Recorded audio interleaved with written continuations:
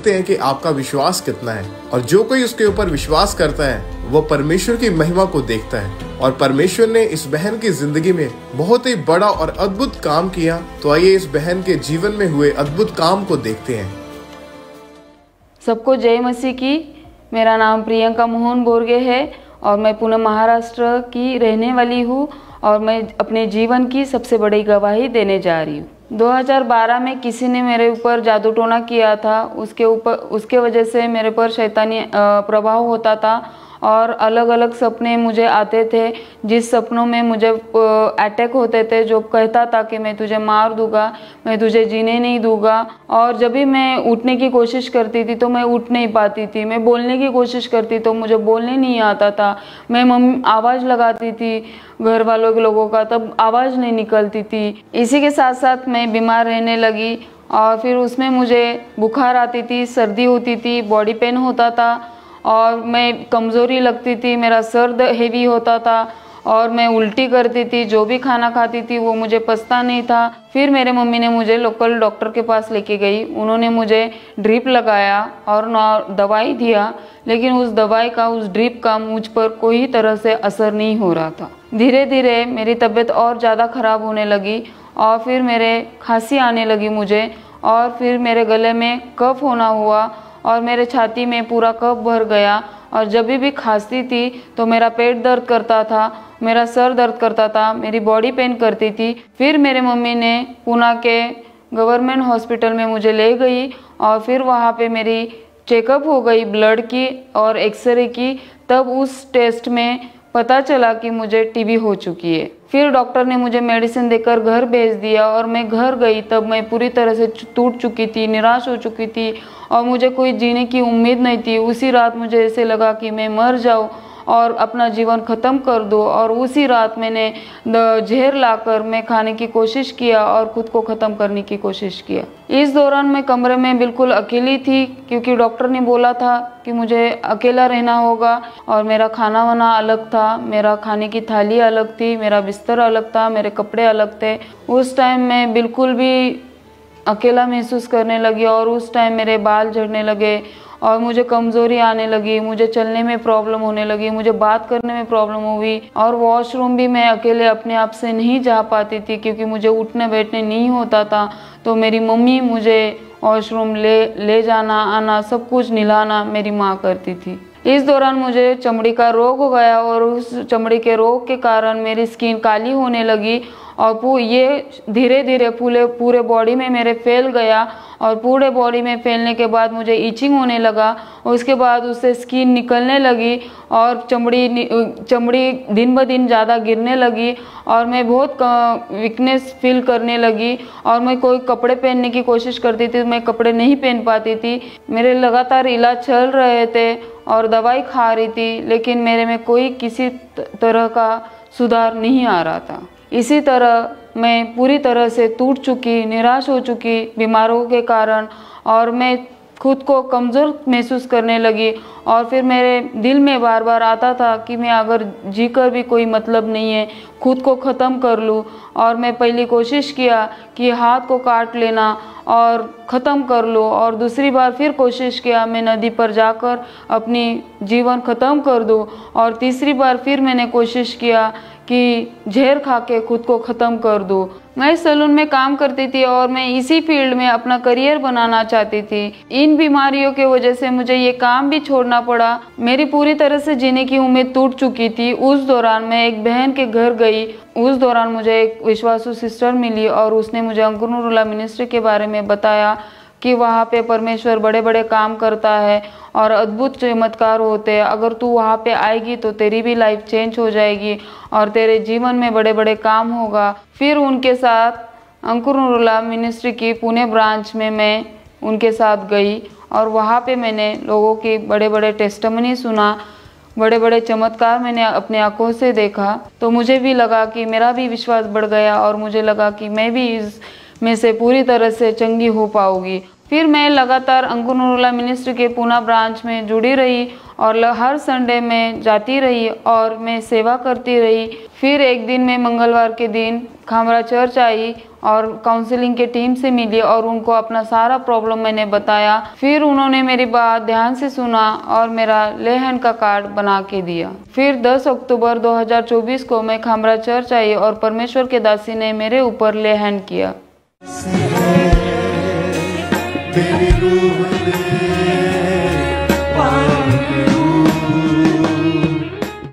जब परमेश्वर के दासी का मेरे ऊपर सामर्थ्य हाथ आया तब मुझे गर्माश महसूस हुई और हल्का लगने लगा। उस दिन मैं घर पे गई। फिर उसके बाद मुझे अच्छी सी नींद आई और मुझे कोई गंदा सपना नहीं गिरा और मैं बहुत खुशी महसूस कर रही थी। उस दिन के बाद मेरी चमड़ी की रोग का जो बीमारी थी वो भी ठीक होने लग गई और जो भी मुझे तकलीफ होती थी वो सब कुछ ठीक हो गया। और उसके बाद मेरी चेकअप हो गई पूरी तरह से, तो सारे रिपोर्ट मेरे नॉर्मल आ गए। अब मैं टीबी के रोग से, चमड़ी के रोग से पूरी तरह से आज़ाद हो चुकी हूँ और कोई तरह का मुझे बीमारी नहीं है, कोई तरह का मुझे बुखार नहीं है, कोई तरह का मुझे शैतानी अटैक नहीं है। अब मैं सैलून में काम भी करती हूँ और अपना करियर भी इस फील्ड में मैं बना रही हूँ। और जो मैं चाहती थी वो पहले नहीं होता था, बट अब मैं वो कर पा रही हूँ। मेरा विश्वास है कि जैसे परमेश्वर ने मुझे आज़ाद किया, मुझे चंगा किया, मुझे नया जीवन दिया और मुझे ब्लेस किया, फाइनेंशियली ब्लेस किया, उसी तरह आज तो आपको भी सबको प्रभु यीशु चंगा करेगा, नया जीवन देगा, ब्लेस करेगा और नई लाइफ देगा। इस बड़े छुटकारे के लिए, इस बड़े चंगाई के लिए मैं परमेश्वर का धन्यवाद दिल से करती हूँ और परमेश्वर के दासी का मैं धन्यवाद करती हूँ। सबको जय मसीह की।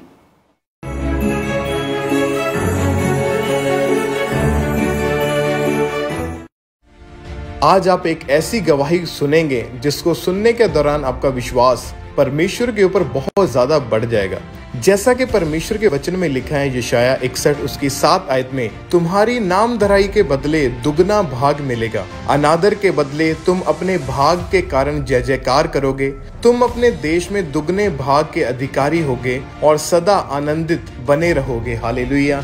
ये वचन परमेश्वर ने इस परिवार की जिंदगी में पूरा किया। तो आइए सुनते हैं इनकी इस अमेजिंग टेस्टमनी को और ये गवाही आपके फेथ को बढ़ाएगी यीशु मसीह के नाम में।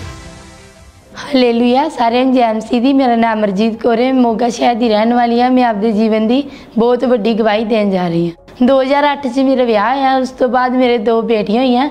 असीं आपदे परिवार च बहुत वधिया खुश सी। कुछ समय तो बाद मैनूं दुष्ट आत्मा दे अटैक होने लग गए।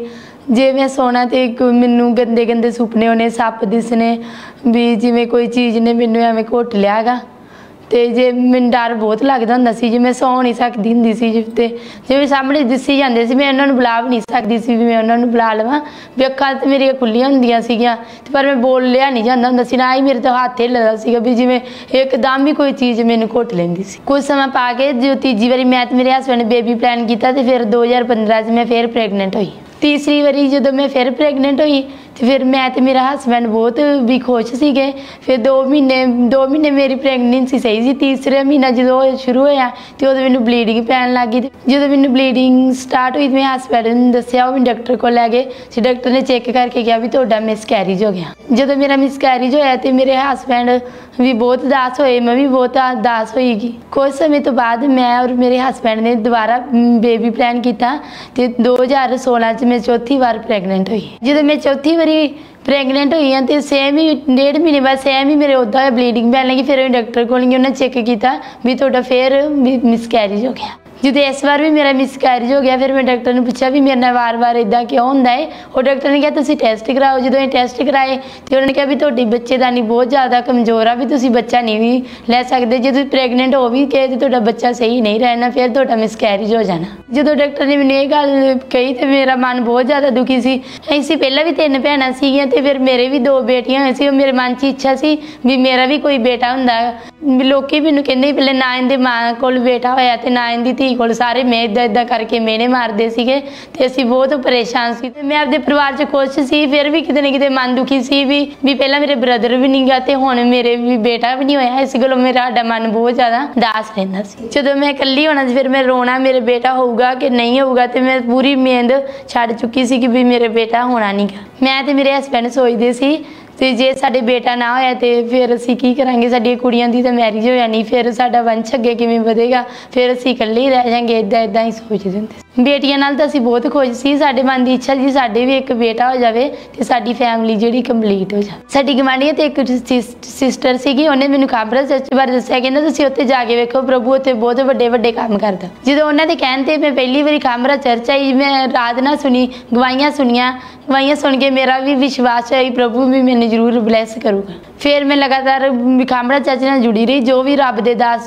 ਪ੍ਰਾਰਥਨਾ ਕਰਦੇ ਸੀ ਮੈਂ ਆਪਣੇ ਲਈ ਰਿਸੀਵ ਕਰਦੀ ਸੀ। ਫਿਰ ਮੈਂ 31 ਦਸੰਬਰ 2022 ਨੂੰ ਕ੍ਰੋਸਓਵਰ ਮੀਟਿੰਗ ਤੇ ਖਾਬਰਾ ਚਰਚ ਆਈ। ਫਿਰ ਉੱਥੇ ਰੱਬ ਦੇ ਦਾਸ ਨੇ ਸਪੈਸ਼ਲ ਵੀ ਭੈਣਾਂ ਦੇ ਲਈ ਪ੍ਰਾਰਥਨਾ ਕੀਤੀ, ਉਹ ਮੈਂ ਆਪਦੇ ਲਈ ਰਿਸੀਵ ਕੀਤੀ।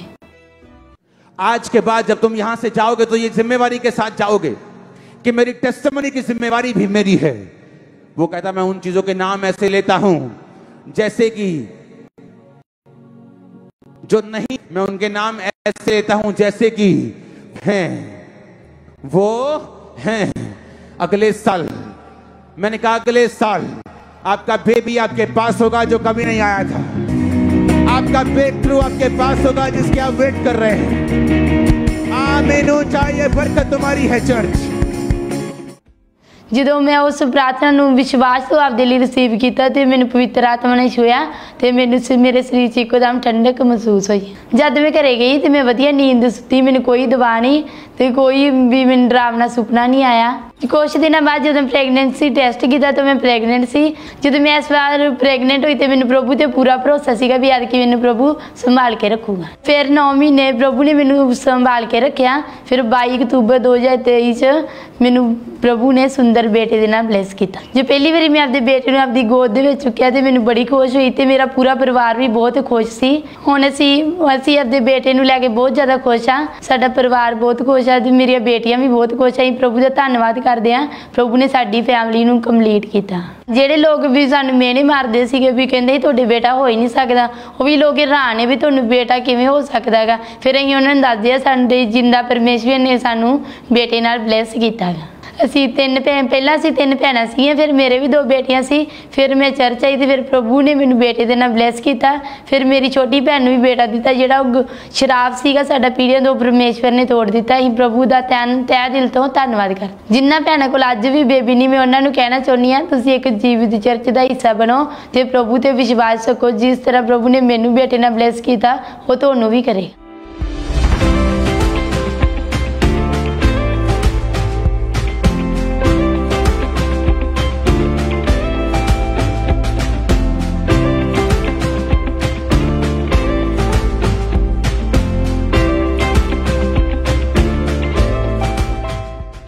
ਇਸ ਵੱਡੀ ਆਸ਼ੀਸ਼ ਤੇ ਸਾਡੇ ਬੰਧਨ ਦੇ ਤੋੜਨ ਲਈ ਮੈਂ ਪ੍ਰਭੂ ਦਾ ਧੰਨਵਾਦ ਕਰਦੀ ਤੇ ਪ੍ਰਭੂ ਦੇ ਦਾਸ ਤੇ ਦਾਸੀ ਦਾ ਵੀ ਧੰਨਵਾਦ ਕਰਦੀ ਹਾਂ। ਸਾਰਿਆਂ ਨੂੰ ਜੈ ਮਸੀਹ। तारीफ करें सबसे जोर से तालियों के साथ जीवित परमेश्वर प्रभु यीशु मसीह के नाम को महिमा दें। हाथी शिफा वाला जदों नास दी वदों